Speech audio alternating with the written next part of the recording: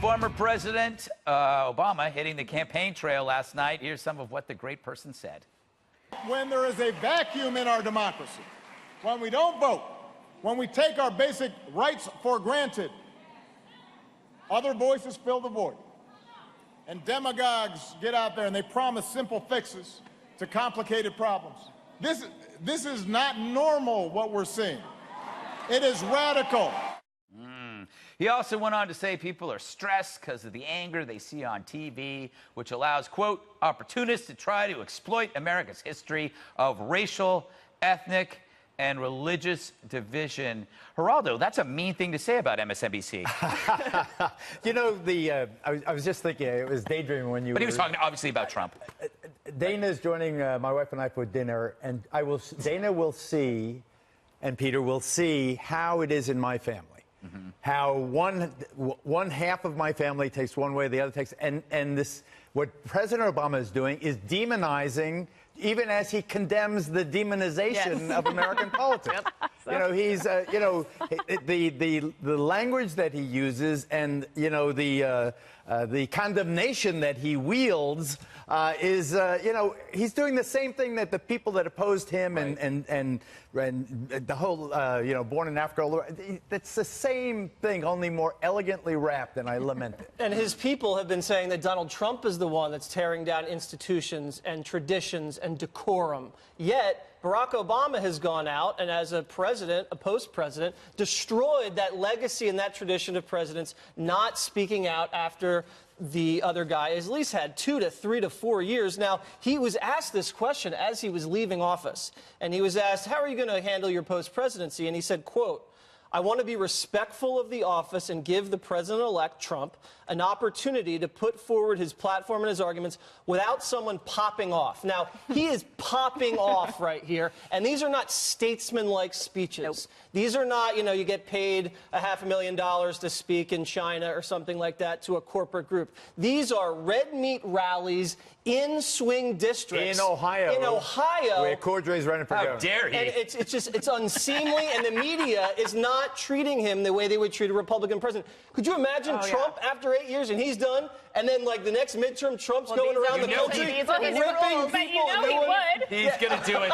But these are the new rules, right? I mean, But these now are the new President rules. Obama, he's broken the seal. He definitely broke the seal here. Watch your The language. presidential seal. Is that language? I think it's language, breaking the seal. I think not. Let's get back to some language here. Obama's using words like opportunist, none of this is normal, demagogues, you know, promising simple fixes to very difficult problems. He did all of that, saying that this president is threatening democratic institutions. Okay, fine, but make a better argument about exactly why, because I'm pretty sure it was Barack Obama who used the Justice Department to not only go after reporters, but to go after small businesses and gun owners who tried to sell things, and they would go after the banks to pressure them, the IRS, the EPA going after small farmers, that sort of thing. So if you want to talk about norms and have a real argument about these things, Barack Obama doesn't really have a strong footing to stand on, and paved the way for plenty of things that were not normal during the presidency. Dana, does this motivate people or demotivate Well, people? it depends. Like, so I think that it would have been very useful for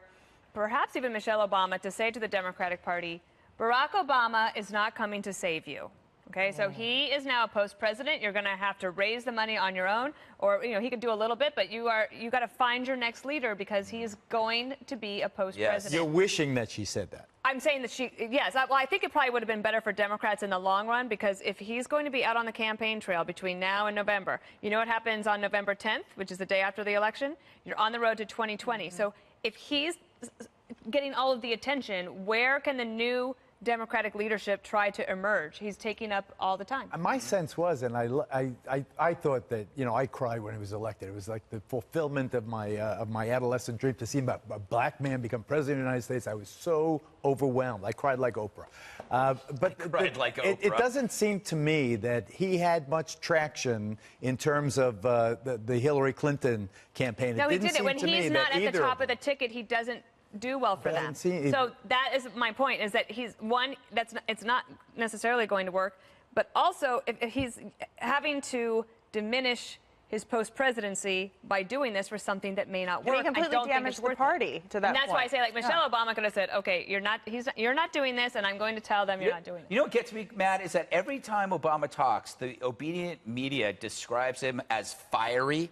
It's a fiery speech. If he ordered, like, kale salad, the media will go, Obama fiercely orders kale salad as a fiery rebuke to Trump. A bold order at the But they say, breakfast. but they say President Obama is fiery. They say President Trump is angry. Exactly. And that's what I was talking about before. It's like the subtle little things. So It's like insightful. There's a theory that's going around, and I'm going to regurgitate it like it's my own, that the reason he's so desperate to go out and campaign for the Democrats in the midterms is because when the Democrats take the House, if they do, they're going to shut down all of the oversight and surveillance of all of the FISA abuses that were going on in his administration. This is the theory. Oh, wait, that's bogus. I think that is a genius theory. You had such good points going, and now, I didn't say it was mine. and now we have a conspiracy theory. I didn't say it was mine, but you know what? I'm going to Where'd you stand get it by from? it. InfoWars? I'll give you some credit. I'll give you some credit on the fact that InfoWaters. cities will actually InfoWaters. turn over. Yeah. I think we have a new segment. InfoWaters. InfoWars. That would last one day. It would last one day. It would last But one the day. issue, too, is I'm that taking you off Twitter right now. Obama's back on the campaign trail, but when he ran in 2008, it was all about hope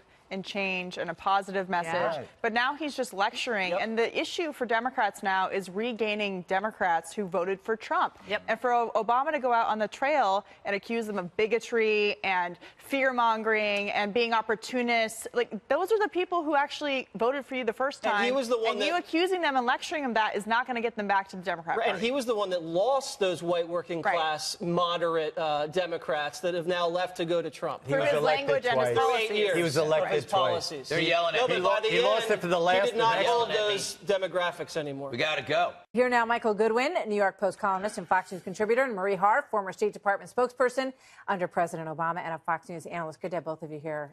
Michael wrote a great piece over the weekend talking about all of this. So the big question, though, for these two players becomes who can sway the swayable voter out there. Right. Well, look, I think it's very much about relitigating 2016, which the Democrats have been doing ever since 2016. And now we have President Obama back into the fray. Hillary Clinton is still on the sidelines throwing little grenades in every now and then. So I think the Democratic Party sees this midterm clearly as a referendum on President Trump. But I think the economy is such a strong suit in the president's hands. And you mentioned earlier about these documents. I do think that there is still a big question as to who did what in the Obama White House and in the Obama administration regarding the Russia probe, and whether James Clapper, John Brennan, how much the FBI was involved, Susan Rice, Samantha Power.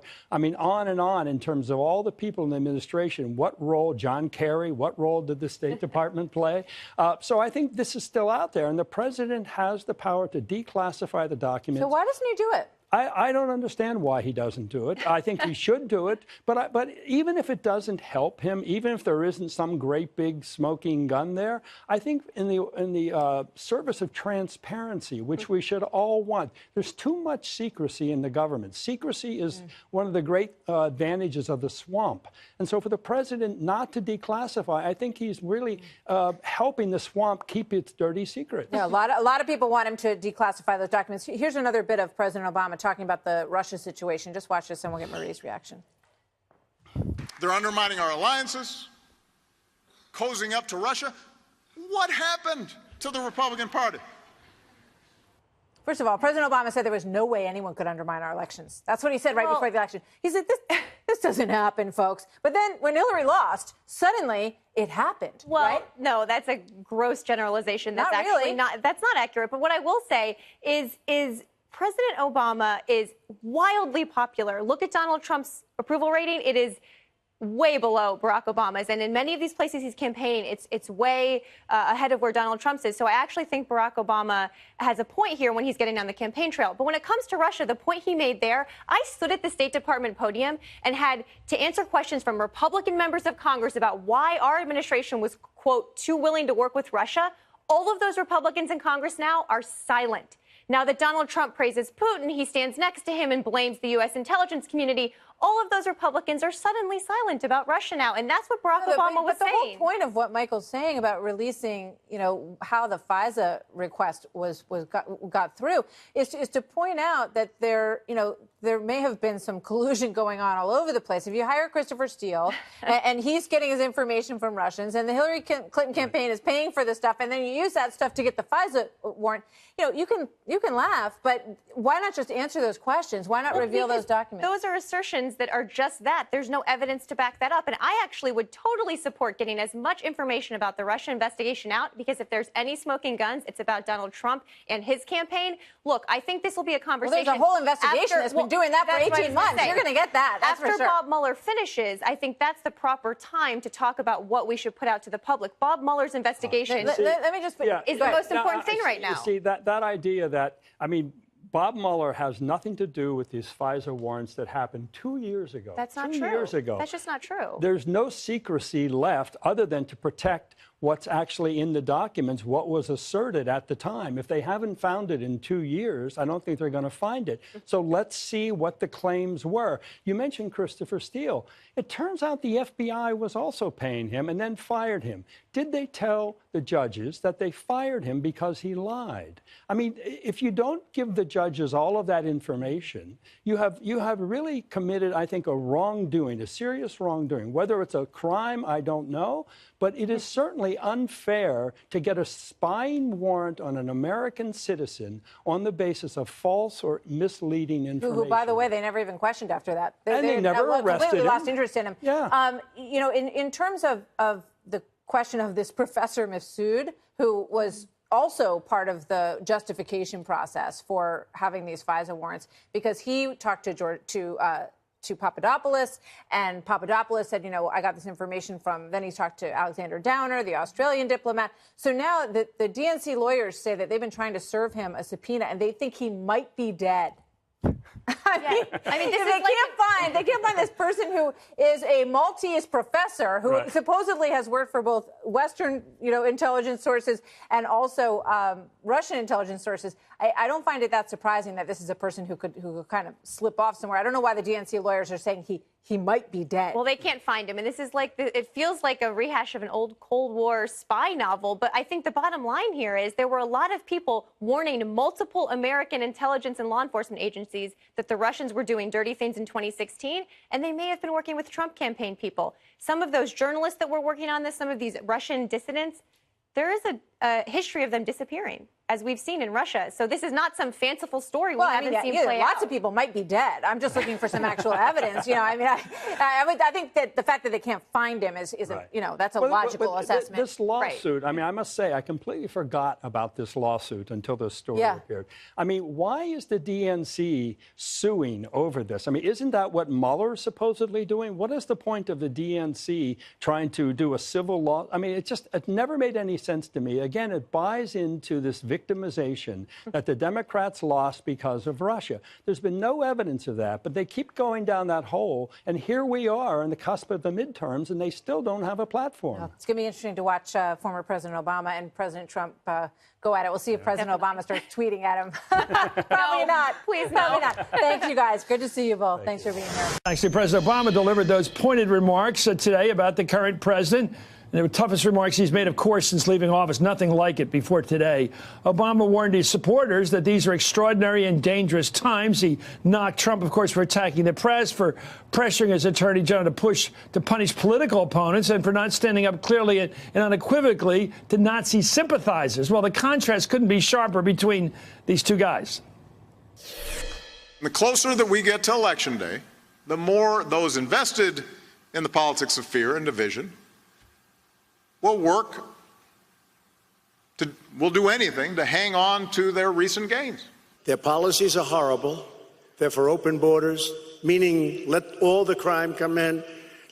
They're against so many things that you want. It shouldn't be Democratic or Republican to say that we don't threaten the freedom of the press because they say things or publish stories we don't like. The latest act of resistance is the op-ed published in the failing New York Times. It's really dangerous, and it's really sad for the media and the mainstream media. You need to vote because our democracy depends on it. They like to use the impeach word. Impeach Trump. Maxine Waters, we will impeach him. If it does happen, it's your fault because you didn't go out to vote. I'm joined now by Adrian Elrod, who's former director of strategic communications for Hillary for America, and Michael Steele's former RNC chair and MSNBC analyst. You know, he's back in the fight again, and I think that he was careful today, and I think the former president is wary because he's seen what happened to anybody who gets into the arena with Trump. You start talking trash talk with him, he trash talks back to you, you look smaller. It's very hard to stay fighting with a guy. I don't think that's the case with Obama. I think Obama's a different type of player on that space. We saw that at the White House Correspondents' Dinner, where he systematically deconstructed Donald Trump in front of Donald Trump, and has a very biting way to do it. It is sort of a highbrow approach, for sure, but no less biting. And I think the president is planning to do a couple of things here. One, obviously to engage the base and get that Democratic vote out there, but also to be that voice that's a counter voice to what's out here now, because that doesn't exist in the Democratic Party. Who is that individual? It's not Cory Booker. It's not Kamala Harris. It's not. There's no leader of the Democratic Party. There's no leader who can stand in with stature, to your point, and make the case about a different America, well, America that we thought we knew, you know, as opposed to the one we're in. I'm not saying, Adrian, that the former president has a glass jaw, that he can't fight, but I have watched the Trump method. Draw the other person into the pit with you, get the other guy or woman to take shots at you, make them at your level, and then the other person lacks any moral advantage. Yeah, but I don't think Obama cares. I mean, he sees this as there's a much higher calling right now, which is to try to unite the country. Yeah. And to your point, I mean, he does not see himself as the face of the opposition, the face of the Democratic Party. You may recall, Chris, of course, when President Clinton, when he was the 2 years after he was president, he did sort of take on that role. He was out there more, he was more visible. President Obama is not doing that, but when he does speak, he draws a lot of attention. He's trying to unite the party. He's trying to unite the country, and that's what he sees. He doesn't care if President Trump tweets at him. Well, we'll see. President Trump wasted no time responding to Barack's remarks. Here's what he had to say during a fundraiser in North Dakota. I'm sorry I watched it, but I fell asleep. I found he's very good for sleeping. Okay, here's what I think he's doing. You guys are not going to help me here. I can tell you not. You're all playing it straight. I think he's taunting Obama. He's saying, go get nastier than that. Come on, come at me. Because then if you get nasty against me instead of this, don't be too high level with me. Give me some purchase here. But, Chris, that is not Obama's style. They call him no drama Obama for a reason. But he does have a way, and we've seen it. I mean, it's not something that is unknown to us. We've seen the president, former president, take on adversaries in a way in which he scores the points he needs to score. And to you like when he made fun of The Apprentice? Yes, exactly. So he has a way of doing that. Now, you know, is that entertainment for us? Possibly, to a certain degree. But I think there's something bigger and more important here, because this last 2 weeks, Chris, has been a real exposing of some deep fissures in the country, and people are beginning to realize just where we are. And so now there are voices starting to emerge, this op-ed. Other things are starting to happen that are setting a different stage. Now, we'll see how it plays out. You may ultimately be right. But I give Obama an equal footing on this. Here's what I think Obama's doing. He basically gave a political speech today, colored in non-political language. He said, even if you don't like the Democratic Party on immigration, even if you don't like them on what do you call it, regulation. You think there's too much big government. Even if you don't like him on abortion issues like same-sex, even if you don't like any of these things, here's a chance to punch back at the Trump. In other words, this is an anti-Trump opportunity. He was broadening that tent to include everything but Trump's kids. But he gave and vote Democrat. But he gave an aspirational speech. The contrast that you just showed was incredible.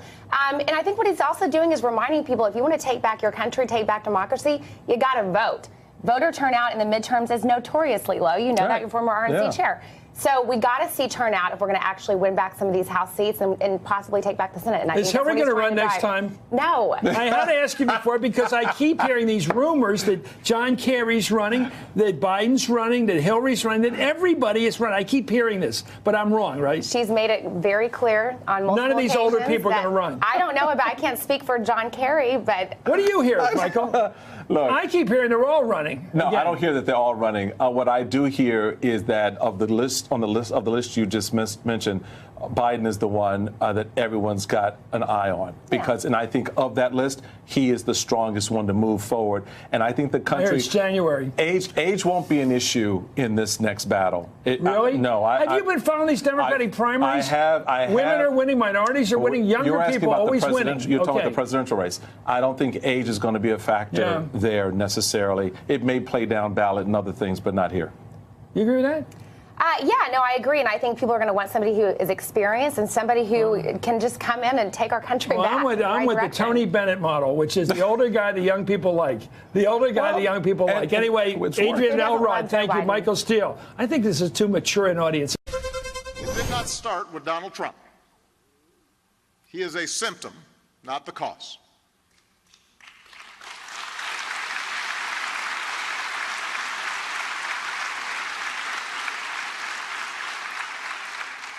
He's just capitalizing on resentments that politicians have been fanning for years. Resentments they've been fanning or resentments of those politicians? That's my question. President Obama calling President Trump out by name and diving into the midterms in the 2018 election, looking to help Democrats regain some of their congressional seats. Ford McConnell, chair of the Civic Forum PAC, and Robin Bureau, a former regional field director for the Obama campaign, joins us now. Robin, do you think that's going to be effective?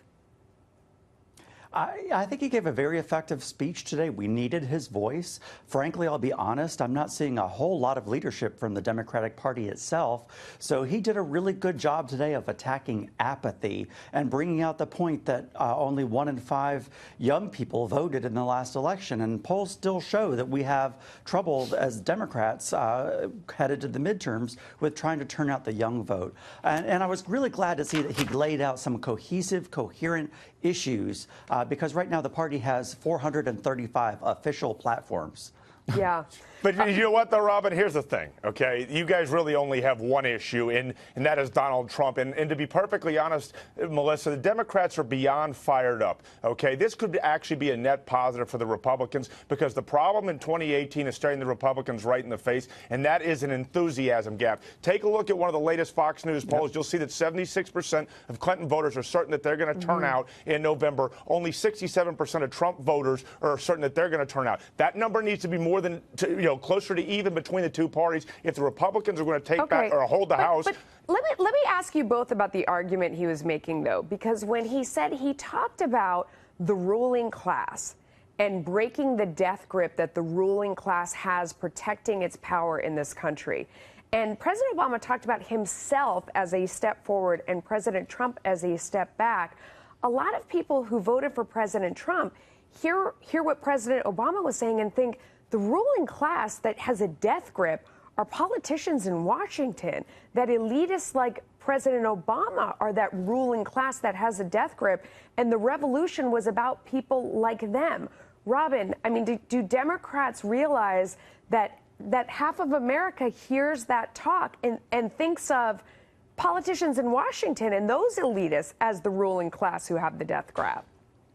Melissa, yes, you just nailed it. And I want to be clear. The swamp is on both sides. We have a swamp in the Democratic Party ourselves that needs draining. I would love to see someone replace Nancy Pelosi as Speaker, for example. I think she's a masterful legislator, but we need a new voice because Republicans are doing a wonderful job of using her name very effectively to attack Democrats as being Pelosi Democrats, and it's working. So we really do have some issues on our side. Obama rightfully called the Democratic Party out on several of those today, and I was glad to hear it, Melissa. Ford, what do you think?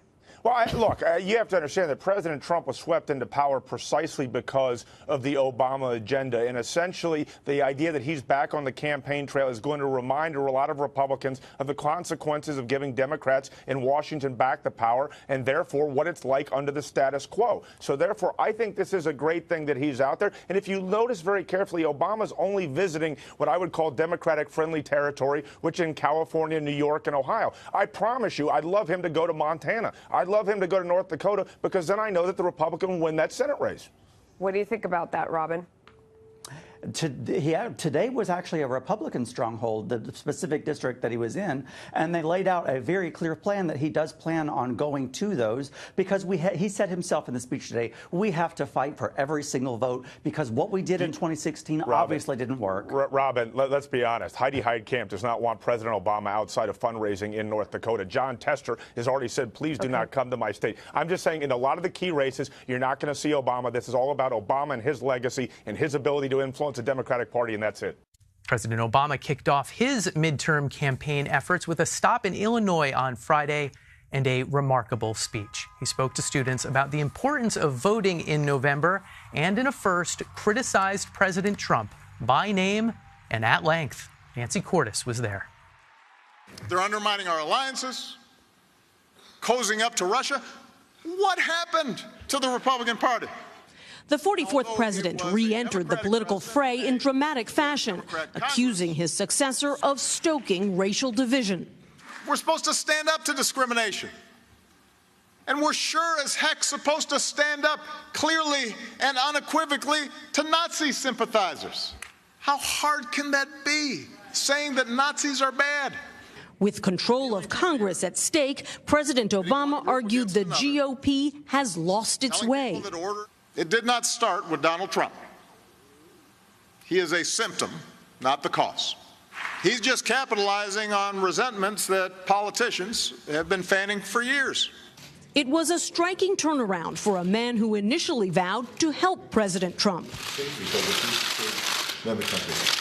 And who, in the mold of past presidents, has largely stayed silent, even as his successor slammed him. I inherited a mess. Obama didn't do anything. Today, Mr. Obama sought to settle some of those scores. Let's just remember when this recovery started. Even bringing up that new op-ed by an anonymous top Trump official. They're not doing us a service by actively promoting 90% of the crazy stuff that's coming out of this White House and then saying, don't worry, we're preventing the other 10%. The current president pretended not to notice. I watched it, but I fell asleep. I found he's very good for sleeping. I think he was trying to take some credit. He was trying to take credit for this incredible thing that's happening to our country. And Nancy Cordes joins us now from the University of Illinois. Okay, Nancy, the President Obama started with this pretty lengthy preamble about the tradition of presidents not criticizing other presidents. He traced that all the way back to George Washington. And then he said, but I'm going to, for the next just about an hour, criticize the sitting president. Do we know why he did that now? Well, I talked to his aides about that afterwards, Brooke, and they said that he simply felt that we are not living in normal times and the time had come for him to stand up and say something publicly. That's something that, frankly, a lot of Democrats have been hoping that he would do for a while, because he is still their most effective messenger. At least he's regarded that way by many of his Democratic colleagues. And so he did, as you point out, go through this lengthy preamble about the fact that, he has tried to stay on the sidelines. And there is this tradition that former presidents try to stay out of the political fray and let the new occupant of the White House do their job. But clearly he has come under attack time and time again from the current occupant of the Oval Office. And President Trump has not been shy about saying that President Obama left him a mess and accusing him of political malpractice on every issue, ranging from health care to immigration to foreign policy. And it was clear that President Obama, in addition to the larger message that he wanted to deliver about young people getting out and voting in these midterm elections, he also wanted to settle a few scores. Yeah, and one score he tried to settle was about who should get credit for the good job market we enjoy today. President Obama had this to say. Let's take a listen. And by the time I left office, household income was near its all-time high, and the uninsured rate had hit an all-time low, and wages were rising, and poverty rates were falling. I mention all this just so when you hear how great the economy is doing right now, let's just remember when this recovery started. It was a mix of defending his legacy and campaigning for this midterm. Who do we think that the audience ultimately was for this speech? Sure, he's trying to take away the Republicans' #1 campaign issue. You are going to hear every candidate out there this fall touting the economy, talking about the low unemployment rate, talking about the recovery. And so he wanted to get out there and say, wait a minute, this recovery started when I was president. Don't forget it. It's continuing, but I'm the reason that we bounced back so quickly from recession. But you ask, who is this message meant for? Primarily, it is meant for Democratic voters. He and most Democrats know that they have a very good shot at taking back the House, but their voters can't be complacent. They've got to get to the polls, particularly young voters, and they really seem to be the ones who are squarely in his sights in this speech. He was speaking not just to the students who were in the room here at the University of Illinois, but young people across the country, and he laid out the statistics for them. In the last midterm election in 2014, only 1 out of 5 young voters went to the polls, and he said, you're the ones who want change. You're the ones who say that this president is out of step with your values. Well, you're the ones who have a chance to change all of it by putting a check on him, by re-electing Democrats to the House and to the Senate, but only if you get out there and vote. Was this a one-off, or do we expect to see him more between now and November? Oh, this was just the first stop. He's already got campaign visits planned to California on Saturday with House Democratic candidates. He's going to Ohio. He's going to Pennsylvania. He'll be coming back here to Illinois. So his aides say that he is going to have a very packed midterm election schedule. And that is music to a lot of Democrats' ears, especially at a time when it's kind of unclear who the current leader of the Democratic Party is. He still is someone who is looked at as the putative leader, because it's just not clear who's going to inherit that mantle. And so he'll be out there barnstorming, and we're told that he'll probably be issuing another list of candidate endorsements as well. He's already endorsed about 81 people for Congress, and we're told to expect more of that soon. And the rare Democrat with a national profile who has proven he can win over moderate voters in the U.S., Nancy Cordes, thanks so much with the president. You're welcome. Remember when Hillary Clinton said this on the campaign trail in 2016? You can put half of Trump's supporters into what I call the basket of deplorables. Fox News contributor Tommy Lahren. Great to see you, Tommy. Oh, good to see you guys too. Isn't it always wonderful to be reminded by President Obama everything that's wrong with this country? I really miss his take on it. He's back. So what do you make of his return and his indictment of Republicans? And he won't even call him President Trump.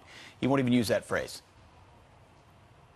Well, again, as we saw, Hillary Clinton attempted to do this in 2016. It failed miserably. I know that the Democrats think because President Obama is more likable than Hillary that suddenly this is going to be effective and it's going to work. Identity politics did not work in 2016. It's not going to work during the midterms. It's not going to work in 2020. This tactic is old. It's played out, and the American people, quite frankly, are sick and tired of it. You know, Tommy, I found his defense of his record to be kind of a cry like of desperation, because people are seeing that Trump's policies are working for people, and here you have Obama stepping in and seizing the whole moment and making it about himself. So do you think people can see through that, and they're looking at their pocketbooks and saying, I have more money in my wallet, my taxes are lower, I'm disregarding this speech and looking at the results? Well, it's really funny because President Obama has this wonderful ability to blame President Trump for everything that's wrong in the country while simultaneously taking credit for everything that's right in the country. I think the American people are going to see through it, though. And beyond that, his comments about Benghazi being conspiracy, quite frankly, I find despicable. I think the American people right now, patriotic Americans, are going to be angry over that and everything else that he said. The more that he attacks this president, the more the American people are going to stand behind their president. Didn't work for Hillary. It's not going to work for Obama or anyone else that goes out on that campaign trail because the results don't lie. All right, Tommy Lauren, we appreciate you coming in. Thanks, Tommy. Thanks so much, Tommy. It's been a challenging week for U.S. President Donald Trump. His predecessor, Barack Obama, emerged today to kick off Democratic campaigning ahead of the midterm elections. And for the first time since the 2016 election, Obama criticized Trump by name. Add to that, an unknown senior official in the White House published a scathing op-ed in the New York Times. So how could this all play out just 2 months before those midterms? Joining me now from Washington is McKay Coppins, staff writer at The Atlantic. Hi, Mr. Coppins. Great to see you again. Thanks for having me. So what did you make of Mr. Obama's speech today, and how much of it is motivated by the midterms? Well, I did think it was interesting that he named President Trump in his criticism. I remember last year I covered a speech that President Obama had given on behalf of then gubernatorial candidate in Virginia. And while he hit a lot of the notes that he hit today and kind of talked about the politics of resentment and grievance and discrimination that are kind of polluting our political culture here in the U.S., he was very careful not to go after the president by name, which is kind of a norm and a tradition that we've had in this country for a long time. The current president, or the former presidents, try to stay out of presidential politics when somebody else is in this office. I think that you're right that the midterms have a lot to do with it. There's no question that the stakes are really high in this election. If Democrats are able to take over the House or the Senate, it'll mean a lot more accountability for President Trump, a lot more investigations, and the potential for impeachment. And I think President Obama knows that. That's why he's kind of ramping up his rhetoric. I also think that, frankly, President Obama has been on the sidelines for a couple years now. He's gotten a lot of criticism for it from his fellow Democrats who say, you know, this is a moment of crisis in our country and we need to hear from you. And I think that that's part of why we're hearing him speak out now. Do you think it's certain, though, that his increased presence will actually help Democrats? And I ask because he definitely ramped it up also in the election with Hillary Clinton, and that did not seem to work. This has been one of the biggest problems that Democrats have had, is that while President Obama has always been extremely popular, both with Democrats and fairly popular with the country more broadly, he has not been able to transfer the affection and approval ratings that that he has with the electorate to other Democrats. He has not been as effective at that. You know, during his presidency, Democrats lost sweeping elections in the midterms and at the state level throughout the country. So it is an open question whether these speeches will actually have an effect on the ground. But I mean, they probably can't hurt. Let me ask you about the effect of something else. The anonymous op-ed this week in the New York Times, written by, again, an anonymous person that the Times has called a senior White House official, basically detailing resistance movements of sort within the administration. I know there was a lot of shock when it initially came out. Do you think there is going to be some lasting impact attached to that? You know, it's a good question. It's sort of become a parlor game here in Washington in the immediate fallout from this op-ed to guess which administration official wrote this, right? We still don't know. I'm actually surprised by that. I thought we would have been able to sleuth it out by now, but the New York Times has done a good job of protecting its source. I think there are a couple ways that this could have an impact. One is that these aren't things that we haven't heard before. You know, there have been anonymous quotes from administration officials throughout Trump's presidency making essentially these same points. But to do it in such a brazen way, in such a high-profile way, to write an op-ed and to claim that there are dozens of like-minded people within the administration could prompt this president to take extreme action. And, you know, just today we saw reporting that the president wants the Justice Department to start investigating this op-ed, which, you know, obviously raises a lot of First Amendment concerns, a lot of press freedom concerns. The New York Times came out and said that they hope the Justice Department knows that doing so would be a violation of First Amendment rights. I think that's where a lot of the action is going to be. You know, what Trump decides to do in response to this. Obviously, he's very angry, and you could see him start to take kind of erratic actions in response to it. I also found it interesting that he didn't necessarily shy away from addressing it in numerous rallies this week. What did you make of, I guess, the reaction at those rallies, and what does it say about his base? Well, you know, this is an important point because throughout Trump's presidency, almost from day one, he has kind of amplified and advanced this deep state narrative where he claims that there are people embedded deep in the government who are working to undermine his presidency and subvert the will of the people, and that those people need to be rooted out. And this, you know, New York Times op-ed really, you know, does nothing but, I think, inflame that narrative. Certainly in conservative media in this country, you see people saying, look, this proves Trump right. I think there's a crucial distinction here, though. While Trump supporters certainly are eating this up and saying, look, we need to rally around this president and protect him, the thing about this op-ed is that it wasn't written by some bureaucrat deep inside the federal government. It was written apparently by somebody who was appointed by the president. And he's saying that a lot of the person, he or she who wrote this op-ed, says that a lot of the other people who are involved in this inside resistance movement, as it were, are fellow Trump appointees, which means that these aren't people who have some kind of partisan grudge against the president. Apparently, they're people who he hired, and I think that that matters. All right, I'll leave it there. Thanks for your insight, Mr. Coppins. Thank you. Barack Obama launching the opening shots of what's shaping up to be a heated war of words with President Trump on the road to the midterms. During his return to the campaign trail in Illinois today, Obama unloading on what he calls the political darkness of the GOP and his successor in the White House. The former president taking a shot at Fox News while criticizing Trump for his attack on the media. It shouldn't be Democratic or Republican to say that we don't threaten the freedom of the press because they say things or publish stories we don't like. I complained plenty about Fox News, but you never heard me threaten to shut them down or call them enemies of the people. President Trump quickly responding during his speech in North Dakota. Yeah, very popular guy here was just interviewing me. You know who I'm talking about, great guy. And he said, what do you think of President Obama's speech? And I said, I'm sorry, I watched it, but I fell asleep. I found he's very good for sleeping. Greg, which is funny because President Trump doesn't really sleep.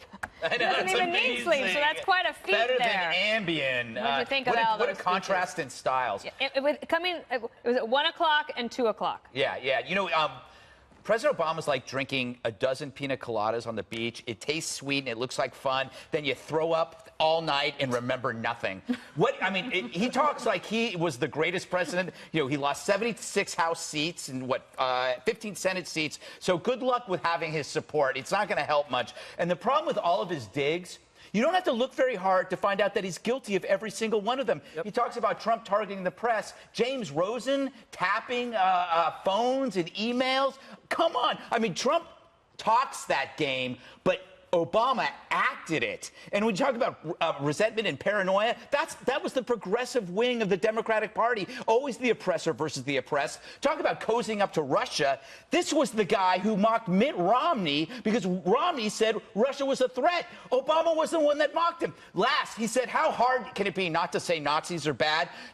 Trump sent a Nazi back that was in the country while you were president, and you couldn't even say radical Islam. There. The good news is, Jesse, that Barack Obama can still get a rise out of Greg. Yeah, I think Gumbo had some pina coladas last night. It's pretty obvious. I think Greg put it very, very well. I'd only add a few things. It was such a boring speech. I had to watch it. And Trump says more in 10 minutes than Obama says in 1 hour. It's so refreshing, this president, compared to the last president, where you could drive a truck right through each sentence. But if you look at the specifics, and I'll go through it again, division, President Obama went out and called half the country bitter clingers. He said, if you disagree with me, you're racist. He says, if you want border security, you're xenophobic. And he said, if you're against radical Islam, you're an Islamophobic. And Trump's a racist? Please, you've been palling around with Farrakhan and Reverend Wright your entire life. Cozying up to Russia? I mean, he was whispering sweet nothings in Putin's deputies' ears and said, I'll do whatever you want after the election. Let Putin run wild. Don't give me that. And he's saying Trump's abusing the Attorney General's office. It was Obama's team that spied, that abused FISA, that wiretapped their political enemies. So don't give me that. And advice for the Democrats, he left that party in shambles. If I was a Democrat, I'd say, no thanks. That is an interesting point, Juan, that I wanted to get your take on, because President Obama is out there on the campaign trail because he wants to gin up the liberal base, the Democrats. President Trump is out on the campaign trail because he wants to gin up the conservative base. But at some point, does President Obama risk overshadowing the next generation of Democrats? Because Barack Obama is not on the ballot. He's never going to be on the ballot again. And when he's not on the ballot, Democrats haven't done that well. No, but I think you're in a situation where President Obama is welcome, especially in states where there are important swing elections. So you're going to see a lot of Obama in California, for example, Dana. You'll see him in Illinois. He'll make very targeted strategic trips because I think they're aware that he is a figure that the Greg Gutfelds of the world want to beat up on and say, oh, it's Obama. I love it's Obama. So, but that when he's, but even if he goes to those local targeted races, which I know he's picked 7 in California, where the right. challenger is right on the heels of the Republican there, or right. even ahead. Yeah. But every speech they give is now national. No, I think that you have to also consider he's also doing a lot of private events to raise money and that kind of thing. But I think that what you're getting in this midterm election is people are saying, you know what, we need all hands on deck. And you need the power of the former president. Some people would argue he is the leader of the Democratic Party. Until there's a new one. And so, yeah, and so I think that they want him out there, and I think they value him greatly. Contrary to what Greg says, you know, the Justice Department... And Jesse. Don't forget Jesse. You just pick on me. Oh, sorry. You know I don't mean it. You know I don't mean it. All right. Well, can I get Dagan in here? But I want you to listen to what President President Obama said about the economy, and then President Trump responded. Let's take a listen to that. You read my mind. The actions we took during that crisis returned the economy to healthy growth and initiated the longest streak of job creation on record. I mention all this just so when you hear how great the economy is doing right now, let's just remember when this recovery started. Okay, the recovery did start then, but one thing that's interesting is it was the tax cut package and the dereg piece that really put the fuel on the fire to make it roar. It was President Trump's policies that have taken this economy to a higher growth plateau. That you have, the recovery started in 2009, but this morning we found out that last month wages are growing at the fastest pace in the recovery since 2009. That we have job growth this year that is actually so far in the first 8 months, on average, it's faster than it was last year. That is utterly remarkable. Consumer confidence, 18-year high. Factory growth, 14-year high. This economy is firing on all cylinders. It's because of the tax cuts, because of the deregulation, and not one Democrat voted for the tax reform, the tax cut package. So he's on.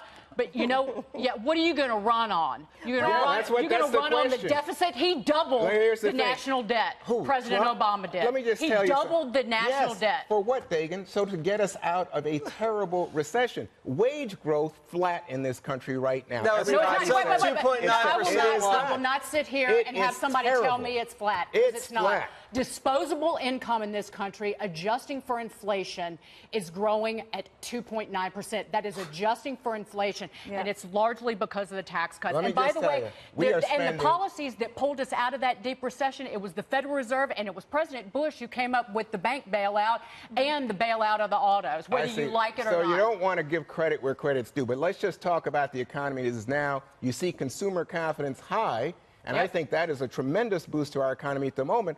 But guess what? People are spending on credit. Their credit cards. I would say this to Obama about this economy. You didn't build that. That's what I would say. You didn't build that. Yeah, he didn't. And again, Trump supercharged you'd be wrong. it. It was the weakest recovery you since World War II. You want to play and now politics. we have a much better economy. You want to play politics with this. There was just a great quote. I think it was ridiculous. Steve Forbes. I just watched it on Fox Business Network, which is a great network, by the way. So and he said if there was a head coach that led a team to a bunch of 8-8 records, and he was there for 4 or 5 or 8 years, let's just say, and then you have a new coach come in the first year, they make the playoffs.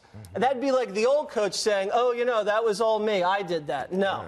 New coach, new system, new game. I believe in my heart that President Obama, when these jobs numbers come out and these economic numbers come out, he's sitting there watching them going, miss, that they're rooting for the economy to stink to high heaven. And I think that that's a loser. That's your Bill Maher actually said he wanted the economy to crash. That's your attitude about the way you would feel Democrats, but it's not. And that's why you go after Obama, who in fact lifted this economy up and should be saluted for. It's just like the speech today. Here's Obama being hopeful when he was in the White House in 8 years. Here's Obama being hopeful, speaking to our better nature as Americans, calling on us to try to save this republic, and instead you're going to say, oh, didn't Obama criticize Fox News? Yeah, but he didn't try to shut it down, which is what Trump is trying to do, calling people enemy of the American people. Last word to Greg, and then we got to go. Trump's not trying to shut it down. What we're doing here is we're seeing a pretty decent contrast.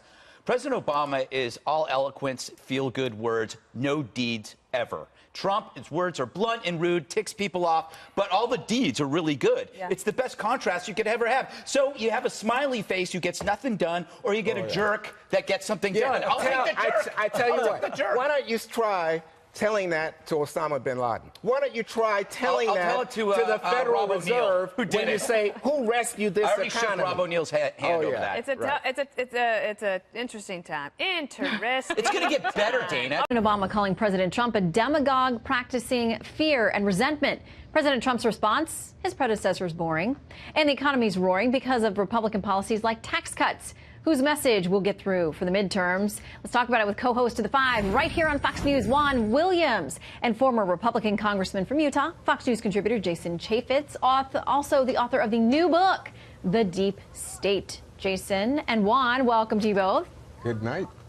Thank you. Okay, so let's talk about these two. They're so different. I mean, President Obama viewed very much as a statesman. This speech was long and it was flowery today. President Trump, listen, he's got a lot of energy and power. He riles up the crowds in a different way. Jason, what's the plus, what's the minus for President Obama being on the trail? Well, look, President Obama was popular personally, but his policies were widely unpopular. It was one of the most scandalous administrations we've had in my lifetime. The economy is doing so much better under President Trump. Foreign policy is going exceptionally well. You look at what's going on with North Korea. You look at the fact that Donald Trump tore up the Iran nuclear deal. So foreign policy, the support and love of our troops, the economy's going better. And remember, under Barack Obama, the Democrats lost more than 1,000 seats across the nation. So Trump has a winning formula and a winning message. And look at how the audience has reacted. Just look at the Donald Trump audience compared to those sitting on their hands listening to Barack Obama. Well, it's definitely a different mood, a different approach. So let's play a little bit more of these two on their differing ways of attacking things. Each time we painstakingly pull ourselves closer to our founding ideals, that all of us are created equal, endowed by our Creator with certain inalienable rights. The status quo pushes back. Isn't this much more exciting than listening to President Obama say?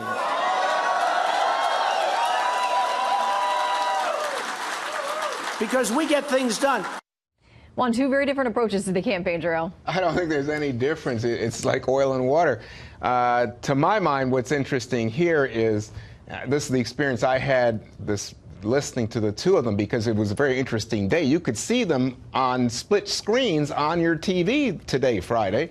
But for me, having Obama back was, oh my gosh, here's the president speaking in tones of hope, optimism, American common destiny, rather than division and derision and bullying. And, you know, I think President Trump is right. This is quite exciting to hear people name-calling and, and putting people down and announcing that somebody should be locked up, versus someone who is speaking about America as a tremendous experiment that's ongoing and that we as an American people are in search of our common destiny. But Juan, there were a lot of people who felt that President Obama was divisive, and he talked about things that split the country as well, and that there were those who felt, he had his phrases and his, if you want to say the whistles, the dog whistles that President Trump's always accused of using as well. I mean, people know what they're doing. I mean, politicians do this on both sides. I think this is I think President Obama said today, Shannon,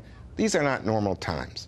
And I think there's a tendency among all of us to want to say, well, look at Obama. I mean, he didn't call the press the enemy of the people, but remember when he tried to ban Fox from the White House pool? Or remember when he went after a journalist and he was going after leaks? And I think this is all true.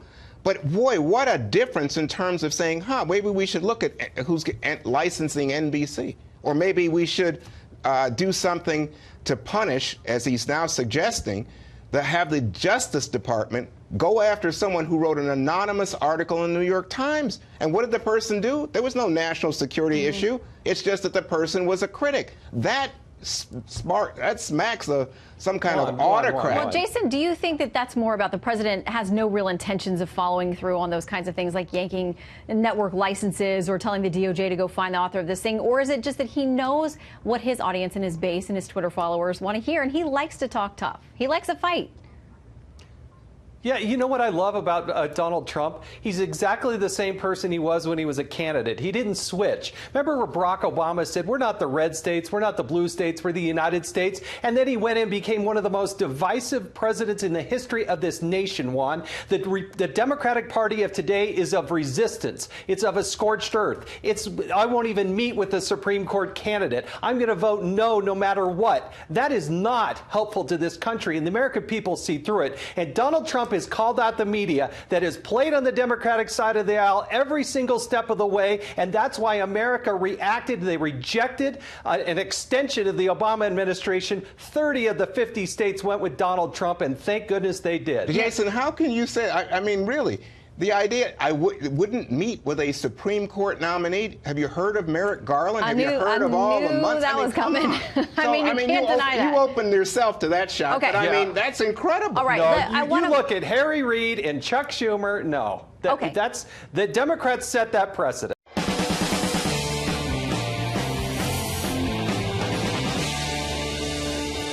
Good evening and welcome to Tucker Carlson Tonight. Veteran members of both parties in Washington suddenly seem pretty excited about forcing the president from office without bothering to call an election. Well, call that what you will. It's not democracy. Not that they care. They just want their power back. But before that happens, we have some questions for the permanent class in Washington about what exactly it is they believe and what they plan to do if they retake power. That's just ahead.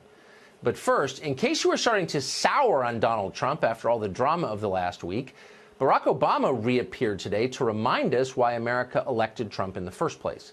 In a remarkable departure from tradition and decorum, Obama gave a bitterly partisan campaign speech at the University of Illinois at Champaign-Urbana, in which he urged voters to support Democrats in the midterm elections.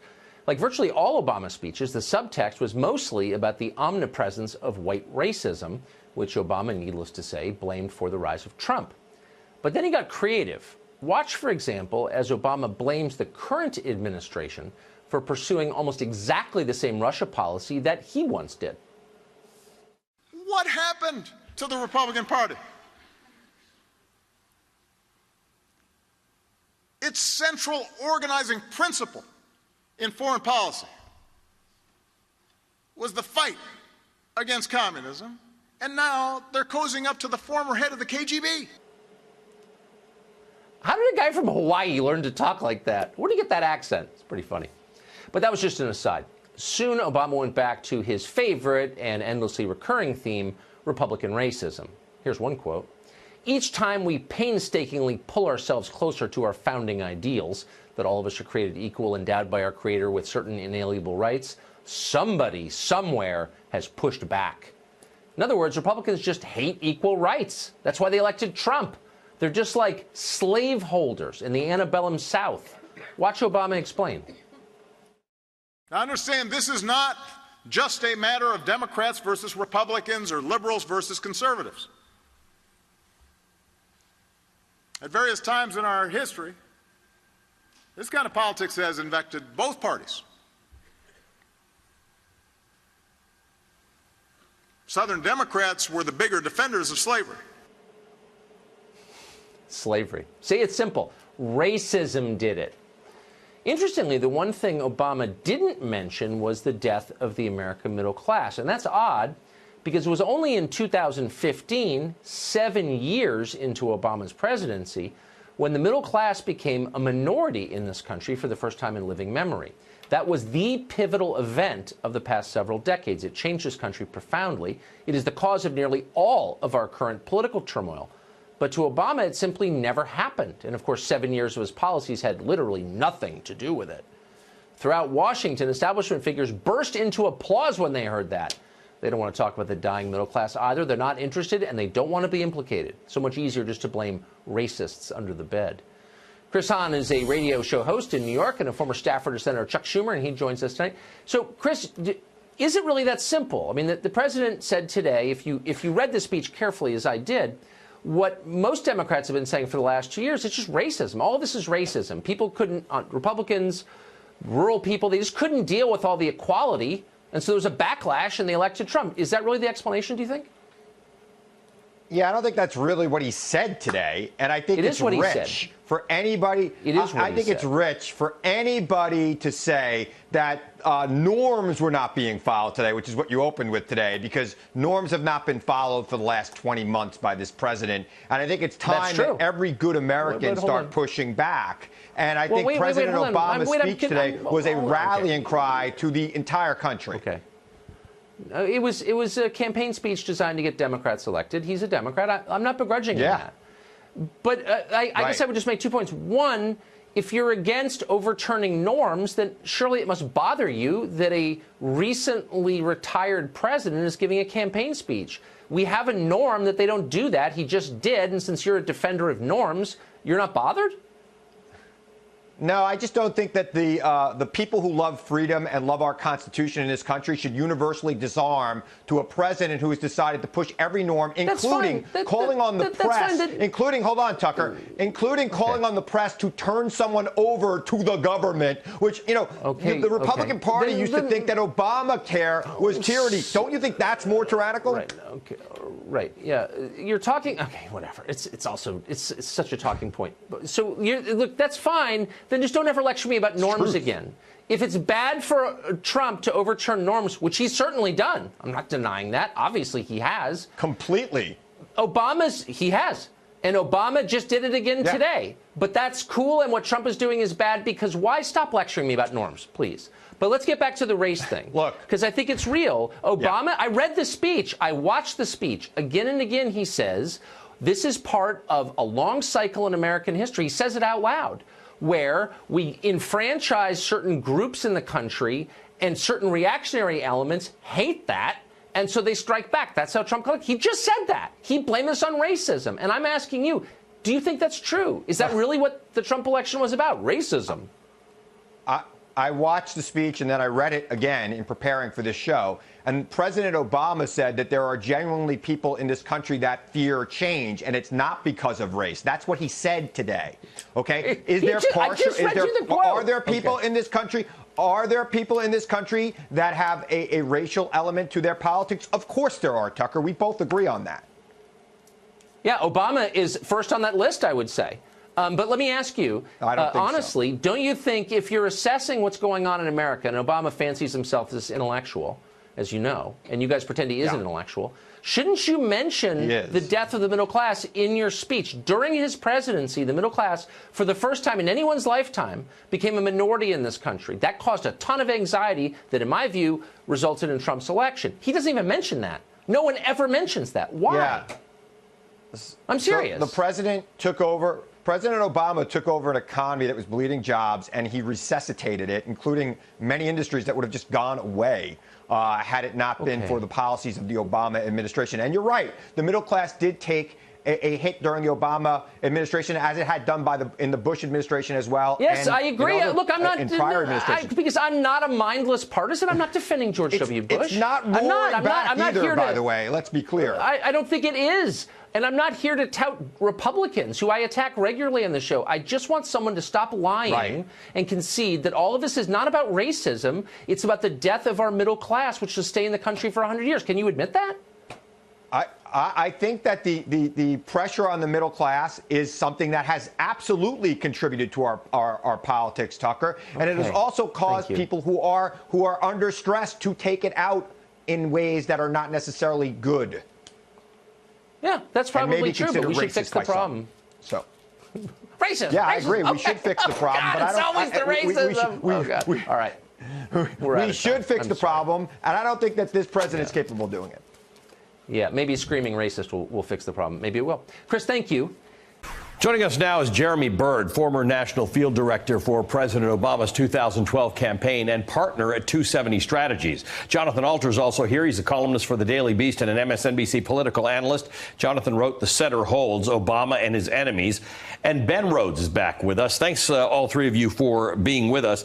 Jonathan, let me start with you. What's the effect of the president's speech today and others that he'll be making? This is his sort of opening salvo for the midterm elections. But who will come out and vote, perhaps, as a result of hearing President Obama? Well, one of the most interesting things he said in a fascinating speech that I recommend people watch in its entirety was he used a statistic from the 2014 midterms that only 1 in 5 young voters turned out. So if he can't bring that up and others bring that number up, Democrats are not going to win the House of Representatives. People think this is in the bag. There's certain complacent Democrats who really think this is in hand now. It's not. The demographics of these midterm elections are stacked against Democrats. They have to change that calculus. He's going to be in Orange County tomorrow making a speech. I hope he's out there all fall. I hope Michelle Obama, who's been reluctant to campaign, gets out there on the trail, because it's on. As he said, this is the most important election of our lifetime. Jeremy, President Obama also spoke about democratic ideas. So, you know, we're trying to make sense of who he's talking to. He was speaking about democratic ideas, talking on the things that Democrats are and should be running on. Let's listen to that. Democrats aren't just running on good old ideas like a higher minimum wage. They're running on good new ideas like Medicare for all, giving workers seats on corporate boards, reversing the most egregious corporate tax cuts to make sure college students graduate debt-free. And Democrats talk about reforming our immigration system. So, yes, it is orderly and it is fair and it is legal, but it continues to welcome strivers and dreamers from all around the world. Jeremy, what do you think? Well, I think his message was right on, and I think he was talking about what we need to see over the next 60 days, and what I think we've seen from a lot of candidates is we have to run on something. We have to run on a vision of progress. We have to run on a vision of unity and bringing the country together. And he talked a lot about the candidates out there, up and down the ticket, not just Senate, not just House, but all the way up and down the ticket. They're more diverse. We've got a ton of women running, just dynamic, interesting candidates. And I think what he was talking about is how important it is to run for something, to run on something, and how important it is for those folks to get out and vote for those candidates. Ben, one of the things that frustrates me is on a daily basis, the current president, President Trump, speaks a lot about things that he's done to the economy. And I always have to show charts that go back to 2008 and 2009 and show the trajectory. The president decided to get in, or President Obama decided to get on the action today, talking about Donald Trump's claims about the amazing economy. Let's listen. When you hear how great the economy is doing right now, let's just remember when this recovery started. I'm glad it's continued. But when you hear about this economic miracle that's been going on, when the job numbers come out, monthly job numbers, and suddenly Republicans are saying it's a miracle, I had to kind of remind them, actually, those job numbers are the same as they were in 2015, in 2016. He's talking about the monthly job creation numbers, but one wonders whether truth matters anymore. Barack Obama came out there and spoke the truth about a lot of things. Donald Trump doesn't, and yet somewhere between 20 and 40% of people tend to believe him on an ongoing basis. Well, the amazing thing in looking at that is when Barack Obama took office, the economy was entering potentially a Great Depression. And not only did he lift it out of that potential Great Depression, he set in course the recovery that continued through the last several years of the Obama administration into the Trump administration. I think what we see, though, is because of an ecosystem that the right wing has built of politics and media, the opinion of how the economy was doing among their voters shifted dramatically. So people who before the 2016 election thought, Republicans who thought the economy was terrible, suddenly thought it was great when Donald Trump was president, when in fact it was a steady state of an Obama recovery that continued under Trump. I think the most important thing here, though, that Jonathan and Jeremy both touched upon, is the Obama coalition turned out for Barack Obama in 2008 and in 2012. They did not turn out in the midterm elections in 2010 and 2014, or, frankly, in 2016 in the presidential election. Now there's a chance for that coalition of young people, African Americans, Latinos, others, to come out and vote, because we can see with our own eyes before us every day that the Republican Party is enabling this radical behavior, this hostility to workers, this hostility to democratic norms that we see from Donald Trump every day. If that Obama coalition can turn out in the midterm elections, we will have finally some accountability and a check on this out-of-control presidency. Jonathan, for people who like Barack Obama, they can't get enough of this stuff. Is there some chance, though, that Barack Obama becomes the foil that Donald Trump loves, that Barack Obama becomes the thing that Donald Trump continues to talk about? Well, I think that there's some worry about that in the Obama camp. But remember, Obama is 25 points more popular than Donald Trump. That's a pretty good margin. He can go head-to-head with him, and Trump can insult him and say that he fell asleep in his speech, whatever he wants to say. Most Americans are siding with Obama. Most Americans, including large numbers of Republicans on Twitter today, were nostalgic for President Obama. Because as FDR said, the presidency is preeminently a place of moral leadership. Now the ex-presidency is that place for moral leadership. And the contrast between a president of impeccable character and proven good judgment, a former president of impeccable character and proven good judgment, and a current president who is of the lowest character of anybody who's ever held the office, is very striking and something that Democrats can capitalize on. Ben, how long has Obama been waiting to make this speech? A long time. I mean, I see him all the time still. And look, you know, part of it was deference to the norm of a former president not criticizing his successor.